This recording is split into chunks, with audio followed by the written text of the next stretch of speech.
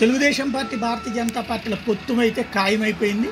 ఇది నిన్న టీవీ9 వాళ్ళు బ్రేకింగ్ చేశారు. అంతకుముందు నేను చాలా రోజుల నుండి ప్రస్తావిస్తూ వస్తున్నాను. పొత్తు దాదాపుగా ఖాయమైనట్టే, కాబట్టి సీట్ల దగ్గరనే తేడా ఉందన్నాడు. అది కూడా దాదాపుగా ఖరారు అయిపోయినట్టే కనబడుతుంది. లేటెస్ట్గా వాళ్ళు చెప్తున్నటువంటి లెక్కల ప్రకారం అయితే 6 పార్లమెంటు స్థానాలు, 12 అసెంబ్లీ స్థానాలు.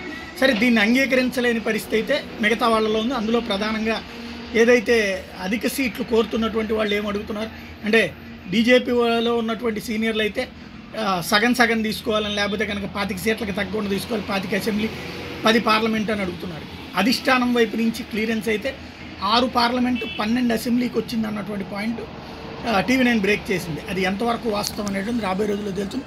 పొత్తు అయితే దాదాపుగా ఖాయమైపోయినట్టే. కాకపోతే ఓట్లు షిఫ్ట్ అవుతాయా లేదా, పవన్ కళ్యాణ్తో పొత్తు వల్ల పవన్ కళ్యాణ్ పార్టీ జనసేన ఓటర్లు తెలుగుదేశంకి షిఫ్ట్ అవ్వడం, తెలుగుదేశం ఓటర్లు జనసేనకి షిఫ్ట్ అవ్వడం, బీజేపీతో పొత్తు వల్ల బీజేపీ ఓటర్లు తెలుగుదేశం జనసేనకి షిఫ్ట్ అవ్వడం, తెలుగుదేశం జనసేన ఓటర్లు బీజేపీకి షిఫ్ట్ అవుతారా లేదా అన్నదే ఇక్కడ కీ పాయింట్.